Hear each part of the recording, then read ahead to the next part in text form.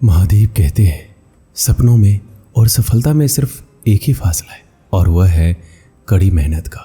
अगर कोई इंसान किसी चीज़ की कल्पना करने की क्षमता रखता है तो यकीनन वह उस कल्पना को साकार करने की भी क्षमता रखता ही है। अपने लक्ष्य पर दृढ़तापूर्वक कार्य करते रहना ही सफलता का एकमात्र रहस्य है। कोई भी व्यक्ति बहुत सी बड़ी असफलताओं के बाद ही सफल हुआ है। जिंदगी असीम संभावनाओं से भरी हुई है। यह तय कर लो और ये जान लो कि क्या हासिल करने लायक है और फिर उसे हासिल करने के लिए जी जान लगा दो। अपनी असफलता से ज़्यादा हम अपनी हार से सीखते हैं। आप किसी काम को एक दिन के लिए टाल दीजिए तो 10 दिन यूं ही निकल जाएंगे। आगे का रास्ता उन लोगों से पूछना चाहिए जो गंतव्य से लौट कर आ रहे हैं। कोई भी व्यक्ति उस वक्त सफलता की राह पर चल पड़ता है जब यह दृढ़ निश्चय कर लेता है कि वह सफल होगा ही। जो व्यक्ति ये कहता है कि ज़िंदगी में उसे कोई अवसर नहीं मिला, असल में उसने कभी किसी अवसर को पाने के लिए प्रयास ही नहीं किया। सफलता उन्हीं को मिलती है जो सफलता पाने के लिए प्रयास शुरू करते हैं। मैं सफल क्यों हुआ हूँ? इसका उत्तर है क्योंकि मैं बार बार असफल भी हुआ हूँ। हर रात सोने से पहले कुछ ना कुछ प्रेरणादायक अवश्य पढ़ें या सुने और हर सुबह कुछ ना कुछ ऐसा सुने जो आपकी सहायता करे। आप जो कुछ भी जीवन में चुनाव करते हैं उसी के आधार पर आपके पूरे जीवन का निर्माण होता है। आपकी सफलता आपकी ही इच्छा पर निर्भर करती है।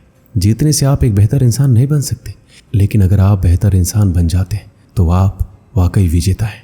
आप तो कुछ भी जीवन में चुनाव करते हैं उसी के आधार पर आपके पूरे जीवन का निर्माण होता है। सफलता पाने की प्रक्रिया में असफलताएं तो जरूरी ही है। कभी भी हताश नहीं होना चाहिए। असफलता और दूसरों के द्वारा नकार दिया जाना ही सफलता की ओर पहला कदम है। अगर आप खुद में विश्वास रखेंगे तो कोई भी आपको रोक नहीं पाएगा। जिसने दूसरों पर विजय पा ली वह ताकतवर हो सकता है, लेकिन जिसने खुद पर विजय पा ली वह तो शक्तिमान है। सफलता वह नहीं है जो आपने जिंदगी में अर्जित की है, बल्कि उन बाधाओं को पार करना है जो इस रास्ते में आई थी। हमारे इरादे ही हमारी जिंदगी की तस्वीर बनाते हैं। बाहर क्या चल रहा है इस पर तो हमारा बहुत नियंत्रण नहीं है, लेकिन हमारे भीतर क्या चल रहा है इस पर हमारा पूरा नियंत्रण होना चाहिए। हकीकत में 2 ही ऐसी चीज़ें हैं जो हमें ज़्यादातर समझदार बनाती है। पहली है किताबें और दूसरा हमारे संपर्क में आने वाले लोग। अनुभव हमें ये बताता है कि हमें क्या करना चाहिए और हमारा यकीन इस बात के लिए इजाज़त देता है। जैसे जैसे आप अपने सपने साकार करने की कोशिशें बढ़ाते जाएंगे वैसे वैसे आपकी योग्यताएं भी उसी अनुरूप बढ़ती जाएगी। आप खुद से पूछिए, क्या मैं बदलाव लाने के लिए अब तैयार हूँ? यदि आपको कुछ अलग परिणाम चाहिए तो आपको दुनिया से कुछ अलग करना तो पड़ेगा ही। अपनी आदतों में बदलाव की भी एक आदत बनाइए। सपने वो नहीं होते जो आप सोते वक्त देखते हैं, बल्कि वो होते हैं जो आपको जगाए रखता है। अगर आप पीछे मुड़कर देखते रहेंगे तो भविष्य की ओर कब देखेंगे? बस इस बात का भरोसा रखिए कि आप सफल हो जाएंगे और आप यकीनन सफल हो जाएंगे। किसी भी इंसान के 2 नाम होते हैं। पहला नाम जो उसे जन्म के समय दिया जाता है और दूसरा नाम जो वो खुद कमाता है। आप वही बनते हैं जो आप निरंतर करते रहते हैं। असल में महान होना या श्रेष्ठ होना कोई काम नहीं है, बल्कि एक आदत है। शानदार सफलता पाने के लिए सबसे पहले उसके लिए ज़बरदस्त योजना बनाना भी जरूरी है। यदि आप खुश रहना चाहते हैं तो आपको इसे एक लक्ष्य से बांधना चाहिए, ना कि वस्तुओं या लोगों से। जीवन सबक की एक श्रृंखला है जिसे समझने के लिए अनुभव करने की जरूरत है। यह एक अनियंत्रित सिक्के की तरह है। आप इसे किसी भी तरीके से खर्च कर सकते हैं, हालांकि आप इसे केवल एक बार ही खर्च कर सकते हैं। वो पहले आपको नज़रअंदाज करते हैं, फिर आपका मजाक उड़ाते हैं, फिर आपसे लड़ते हैं, फिर आप जीत जाते हैं तो गिरते हैं और संभल जाते हैं तो अक्सर जीवन को समझते हैं। जीवन में खतरों से डरने के बजाय एक बार खतरों का सामना कीजिए। दुनिया में कोई ऐसी मंजिल नहीं जहां पहुंचने का कोई उपाय नहीं है। जीवन में हमेशा कुछ बड़ा करने की कोशिश कीजिए। एक दिन आप बड़े हो जाओगे। एक बार की बात है, रात का समय था। चारों ओर घनघोर अंधेरा छाया था। केवल एक ही कमरा प्रकाशित था। वहां 4 मोमबत्तियां जल रही थी। चारों मोमबत्तियां एकांत देखकर आपस में बातें करने लगी। पहली मोमबत्ती बोली, मैं शांति हूँ।